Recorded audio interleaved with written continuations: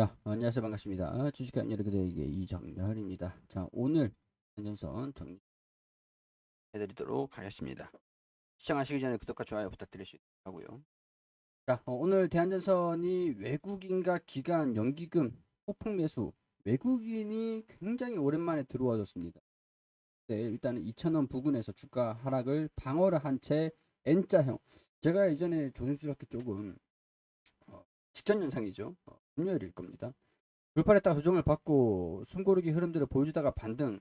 N자형, 지금 이제 기대를 할 수 있는 거는 N자형이다. 뭐 나가는 말로 뭐 이렇게 말씀을 드리긴 했는데 진짜 N자형이 나와줬어요. 저도 깜짝 놀랐는데 일단은 수주에 대한 잔고 이게 좀 중요하게 영향을 좀 받은 것 같습니다. 그리고 한진칼, 뜬금없이 한진칼 얘기를 말씀을 드리는데 호방건설에 대한 한진칼 기대감들이 조금 이전이 돼가지고 긍정적인 순매수 흐름들 보여주고 있는 것 같아요. 일단은 다방면으로 알면 알수록 대한전선이 정말 진국이다라는 것들을 확인할 수 있는 부분들인데 설명을 좀 간단하게 드리도록 하겠습니다. 일단은 간단하게 수급 먼저 말씀을 드리면 외국인이나 기관이나 순매수 확대가 됐었고 외국인이 강한 매수세로 오늘 장중에 주가를 좀 끌어올리는 그런 모습들을 보여줬다라고 정리를 할 수 있을 것 같고요. 그리고 공매도 계속 우리를 방심할 수 없게끔 만드는 공매도. 공매도는 거래 대금이 좀 증가가 됐고 거래량 대비해서 매매 비중은 좀 낮은데 실질적으로 공매도 거래 대금 평균 단가도 2,120원으로 공매도가 주가가 올라가면서 공매도가 계속 늘어나고 있어요. 자, 공매도 좀 나갔으면 좋겠습니다. 공매도만 없어도 지금 주가가 좀 더 추가적인 상승 흐름들을 보여줄 수 있었을 가능성들이 높았을 것 같은데 이거는 조금 아쉬운 부분들. 그렇기 때문에 공매도에 대한 부분들 간단하게 설명을 드리면 얘네들 있잖아요. 공매도가 증가된다. 그리고 외국인 순매수 이 같이 보는 게 좋아요. 공매도가 증가된다. 근데 외국인이 팔고 있다. 그러면 주가가 하락하는 가능성들이 높습니다. 왜냐하면 외국인이 공매도로 이전되는 가능성들도 해놔야 될 것 같거든요. 그러니까 공매도가 점점 증가가 되는데 외국인들도 매도를 한다. 그러니까 이렇게 되면은 주가가 단기적으로 조정을 받을 가능성들이 높습니다. 근데 보통 이제 공매도라는 것들의 특성을 좀 보면은 2% 떨어졌다 그러면 공매도가 빠져나가긴 해요. 근데 뭐 10% 떨어졌다 공매도가 빠져나가긴 합니다. 근데 이걸 그러니까 동향 추이를 지켜보면서 봐야 된다. 이렇게 설명을 드릴 수 있을 것 같은데 근데 얘네들이 공매도가 증가되고 있는데 매수를 하잖아요. 그럼 공매도가 상환을 하면서 공매도가 줄어들 가능성들이 있습니다. 순매수 이어간다라고 하면.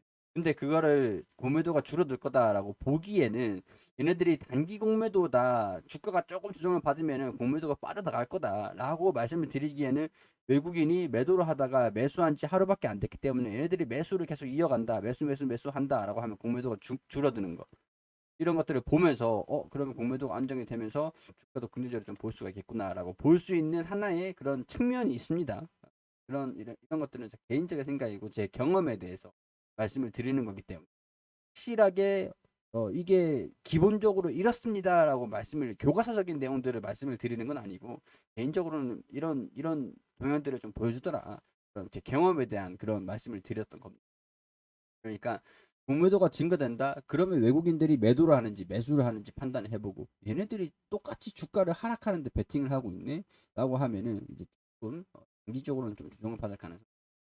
조정을 조금 5% 정도 조정을 받았는데 공매도가 줄어든다라고 하면은 공매도가 상환을 했다라는 얘기 그렇게 보시면 될 것 같아요. 일단은 뭐 그렇고 N자인 반등이 나와줬는데 오늘 영향들을 받았던 거는 오늘 분기보고서 발표가 됐습니다. 제가 미리 한 번에 사전에 읽어봤습니다. 대한전선 오늘 분기보고서 발표일이에요. 분기보고서가 발표가 됐는데 제가 항상 분기보고서를 보면서 말씀을 드렸던 게 수주 잔고를 체크를 해라. 계속 수주 잔고가 어떤지 뭐 계속 봐라 이렇게 말씀을 드렸었잖아요. 근데 제가 좀 기대를 했던 것들 좀 이제는 좀 설명을 해드릴 수 있을 것 같은데 1분기 실적이 저는 이제 120억 적어도 이제 이 추세를 좀 유지를 해주는 거 100억 원 정도 보수적으로 잡아서 100억 원 정도를 예상을 하고 있었던 상황들이거든요. 근데 실적이 52억밖에 안 나왔던 이유들이 있더라고요. 이게 뭐냐? 자, 여기 보면은 수주 상황 딱 보면 여기 나와 있습니다. 저 제일 밑에 보면 상황도 좀 확대를 해서 보여드릴게요. 상황들 이전 보고서도 같이 보면서 설명드릴까요?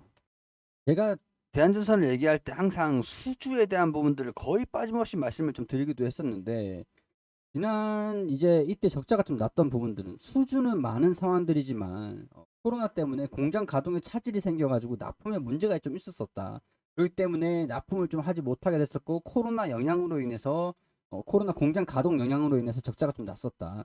근데 이게 어, 완전히 다 취소된 게 아니라 지연이 됐다, 이연이 됐다, 다음으로 좀 밀렸다라고 하면서 긍정적인 실적 개선 움직임들을 좀 보였습니다. 실적 발표를 하고 나서 이 3분기 실적을 11월, 12월에 통상적으로 그 분기 그 다다음 달에 발표를 하니까 11월쯤에 분기 보고서를 내기 전에 실적 발표를 해요. 보통 평균적으로. 근데 이제 3분기 실적이 어떻게 진행이 됐냐라는 보고서. 여기 11월에 발표된 분기 보고서입니다. 2021년 11월이죠. 3분기 이 실적. 여기서 보면은 기납품액이 나와 있어요. 기납품액. 기납품액이 1조 4천억 원 가량, 남아있는 수주 잔고가 1조 원이다. 이렇게 나와 있죠. 1조 4천을 납품을 하면서 매출액이, 영업이익이 이렇게 133억을 기록을 했다라고 나와 있고, 그 다음에 4분기에 대한 부분들 좀 보면 12월이니까 4분기까지니까 그 2월 달 중순 또는 2월 후반, 그리고 분기 보고서는 3월 달 이렇게 발표를 했겠죠. 자, 그럼 이제 2022년 3월에 발표된 분기 보고서입니다. 3월에 발표된 분기 보고서를 보면은 아까는 1조 얼마였는데 지금 2조로 증가가 됐어요. 이게 2021년 말까지 4분기까지 납품한 게 2조 가까이 된다. 그러면서 매출액이 200억 원으로 증가가 된 매출액을 달성을 했다라고 신고를 했습니다. 그리고 수주잔고가 1조 원이다. 여기까지 우리가 확인하고 있었던 상황들이고, 1분기 실적을 기다리고 있었는데 한 100억 원 나와주지 않을까요? 예측을 했었는데 52억을 발표를 했어요. 제가 개인적으로 예측을 했었는데 기대치보다 좀 낮았다라고 설명을 드렸었죠. 52억 원입니다. 52억 원인데 납품액을 보니까 어라?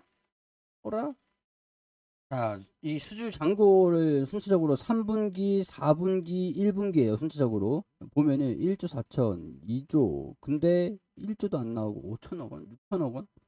어, 기납품액, 납품돼 있는 금액이 1분기 말에 줄어들었다. 이렇게 보면은 대략적으로 우리 수주가 대략적으로 얼마 정도가 진행이 되는지 확인을 할 수 있는 내용들이 되겠죠. 자, 우리가 이 정도 이제 데이터를 쌓으면서 확인할 수 있는 게 기납품액 3분기 그리고 4분기 1분기예요. 보시면 1조 4천을 납품을 하면은 130억 원, 130억 원의 영업이익이 나오고, 2조로 납품을 하니까 200억 원 영업이익이 나오고, 그리고 6천억 원 가까이 납품을 하니까 52억 원이 나오네요. 일정하죠? 일정하죠. 근데 남아있는 수주 잔고가 아직까지 1조 2천. 근데 여기서 이번에 좀 1조 정도 납품을 했다라고 하면은 100억 원 정도는 좀 나왔을 것 같은데, 기납품액에 대한 차질이 조금 있었다라는 게 이제 분기 보고서로 확인을 해보니까, 아, 그래서 52억 원이 나왔구나. 근데 수주가 줄어들지 않고 유지는 되고 있네. 꾸준하게 1조를 계속 유지는 하고 있네. 납품을 덜 했으니까 수주잔고가 증가된 그런 기저 효과 같은 효과는 좀 보여주겠지만, 실질적으로 납품을 하지 못해서 수주잔고가 증가되어 있는 효과는 보여주고 있다. 그러니까 수주도 계속 견고하게 잘 들어와주고 있고, 영업이익도 회복세를 기대를 한번 해볼 수 있는 상황들이고, 이 납품을 하는 것들이 회복이 된다라고 하면은 영업이익도 다시금 회복이 되겠구나. 그렇다면 왜 납품이 안 됐을까라는 부분들에서 회사 측에서 얘기를 했던 거는 비수기. 통상적으로 1분기, 4분기는 비수기 효과가 좀 있습니다. 근데 비수기는데 불구하고 납품액이 굉장히 좀 증가가 됐으니까 제가 기대를 했던 요인들이 있었는데, 이번 1분기에는 납품액이 조금 이전과는 조금 줄었다. 이렇게 볼 수 있는 내용 전망, 그런 상황들이다라고 볼 수가 있습니다. 자, 여기에 따라서 그러면 이제 기납품에 계속 이제 6천억 원 가까이만 납품을 할 수 있는 거 아닐까요? 근데 그건 이제 봐야죠. 봐야 되는 거지만, 이게 계속 공사가 늘어나고 수주가 계속 늘어가 있는 것들을 좀 봤을 때 수요에 대한, 제가 이제 구리값이 떨어지고 그런 부분에서 수요에 대한 요인들만 아니길 바란다라는 말씀을 좀 드리긴 했었는데, 수요가 위축돼서 영업이익이 줄어든 건 아니다. 수주가 계속 유지가 되고 있으니까. 수주는 발주잖아요. 발주가 계속 유지가 되고 있으니까 수요가 떨어진 건 아니겠구나. 이렇게 안도를 할 수 있는 상황들이다라고 전망을 얘기를 할 수 있을 것 같습니다. 그러면은 실적에 대한 기대감들이 확인이 되면서 오늘 저라도 아무래도 매수를 했었을 것 같아요. 분기 보고서를 발표를 했던 것들을 좀 보면서 그러면은 뭐 상승세를 이어간다라고 봐도 무난하겠네. 그러면 이제 분할 매수 접근을 한다라고 해도 뭐 그렇게 크게 리스크가 적겠구나. 실적에 계속 동반된다라고 하면 약간 이런 기대감들이 오늘 반영이 좀 됐던 것 같습니다. 자, 그리고 아시아나하고 대한항공 아시아나 있잖아요. 한진칼. 한진칼의 11% 지분을 호반건설에서 인수를 했습니다. 얘네들이 상장은 되어 있지 않아요. 상장. 그렇기 때문에 이전에 대한전선이 좀 한진칼 지분을 인수를 했다. 11% 지분을 인수를 했다. KCGI 2대주주 한진칼의 2대주주가 있는데 2대주주에 대해서 지분을 넘겨받은 거예요. 인수를 했던 그런 기대감들이 좀 반영된 적이 있었기 때문에 이걸 말씀을 드리는 건데 한진칼 밑에 대한항공 그리고 아시아나 이렇게 있습니다. 근데 얘네들이 실적이 대한항공은 일단 진작에 흑자로 전환이 되고 지금 이제 화물에 대한 수익도 경고하고 화물 수익도 경고한 상황들이고 여객에 대한 부분들이 코로나 이전 수치로 회복이 되고 있는 상황들이에요. 그래서 화물 운임을 여객으로 좀 이제 돌리려고 회복세에 맞추려고 노선을 확대를 하고 있는 상황들인데 아시아나가 그동안에 적자가 좀 나고 있었거든요. 적자가 나고 있었는데 이게 이번에 흑자로 돌아섰습니다. 1분기 실적이. 1분기 실적이 흑자로 돌아서서 그렇기 때문에는 여기에 대한 수혜가 한진칼로 간다. 한진칼에 대한 지분을 갖고 있는 호반건설의 수혜를 받는다. 호반건설이 상장이 안 되어 있다. 대한전선이 반영이 됐다. 이런 우호적으로 반영이 될 것이다. 라는 그런 시나리오인 거예요. 시나리오. 행복회로이라고 말씀하셔도 제가 뭐 큰 할 말은 없는데 알고 계시면 좋은 내용들이니까 알고 계실 필요가 있으니까 대한전선에 투자를 하시는 분들이라면 이런 영향들 있을 수도 있겠구나 라고 알고만 계시면 되잖아요. 그죠? 그리고 이 대한항공 아시아나도 적자가 흑자로 돌아서면서 LCC 기업들에 대한 기대감들이 좀 있는 상황들이 리오프닝 같은 경우인데 제가 이제 대한항공 영상을 올려드리면서 여기에 대한 전반적인 것들을 설명을 좀 드려왔거든요. 드려놨어요.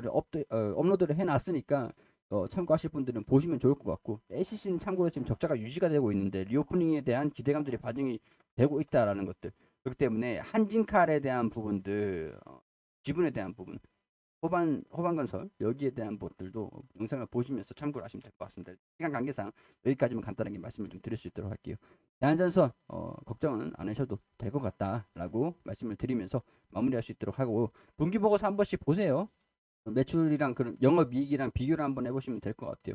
대략적으로 납품액의 10%가량 대략적으로 나오는 것 같다라고 말씀을 드릴 수 있을 것 같아요. 그럼 영업이익률이 10%가량이 된다는 얘기가 되겠죠. 영업이익률이 조금 그렇네요. 일단 자, 이런 것들 참고를 하셔가지고 구독과 좋아요 부탁드릴 수 있도록 하고 저는 여기서 마무리할 수 있도록 하겠습니다.